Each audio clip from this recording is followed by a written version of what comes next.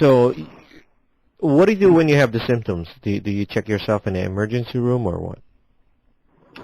Well, you call your family doctor. You go in to see your family doctor. That would probably be the most common thing to do. Get medical advice and direction. I mean, right now, the health authorities are being very sensitive to cases. They're trying to assess what's going on in their communities. So making yourself known to the community is important. And then they'll be able to provide the appropriate level of treatment for you. Now, here's the thing. It's kind of like an allergy season now in the Northeast, and people are people going to be paranoid enough if somebody sneezes like in a crowded subway or in a bus? Is that going to be? I mean, what can you tell people about those kind of things? If it's like an allergy, or how do you differentiate the two now? Sure. I mean, I think everyone is going to be if things continue to escalate, there continues to be a lot of publicity, a lot of issues evolving. People are going to be more and more sensitive to the exposure.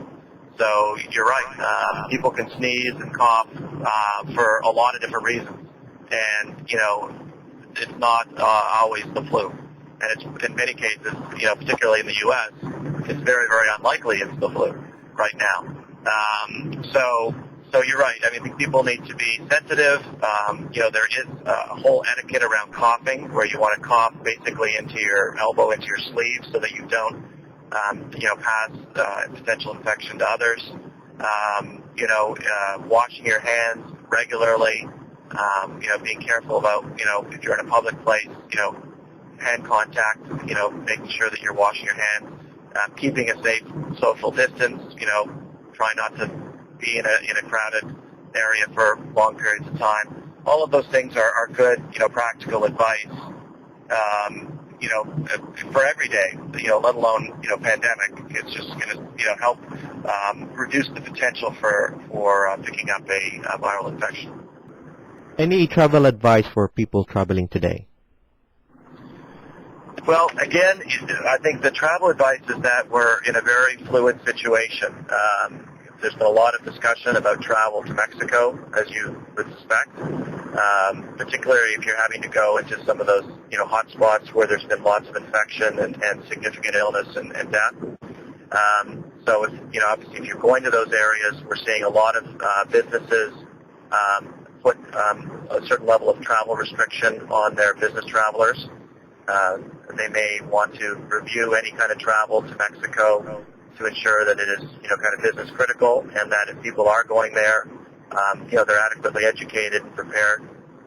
And the travel is, there's two components to travel. One is, obviously not getting infected and getting sick, and that's still quite a relatively low risk even going to Mexico. The concern really is also operationally. Flights can be delayed. Return to your home country might be an issue because governments are putting in procedures to screen people coming from Mexico. So logistically, you could be delayed, in Mexico if you went down there. So that's another issue to consider if you're willing to accept some of those risks. Okay, so basically, if you can avoid traveling, is that where we're at now? If you can avoid it, avoid traveling. Yeah, I mean, if you can avoid it, it would make sense to hold off and delay your travel to Mexico, and assess the situation on a regular basis. And if things start to settle down and clear up, then you can revise that decision. Okay, great. Any other things you want to add?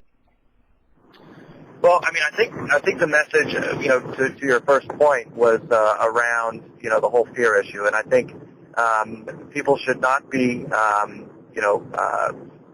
overly concerned, but should be very vigilant to the situation. And I think we're seeing a lot of, obviously, the government agencies are out in front trying to communicate, clear messages, and you're also going to see, a lot of companies as well communicate internally to their employees, advising them what their procedures are going to be, what the processes are.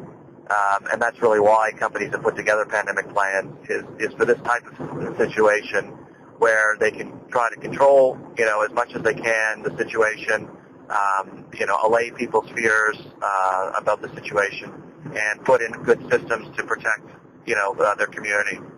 So that's kind of where we are now. And hopefully, all the good planning that organizations have done are going to come to fruition.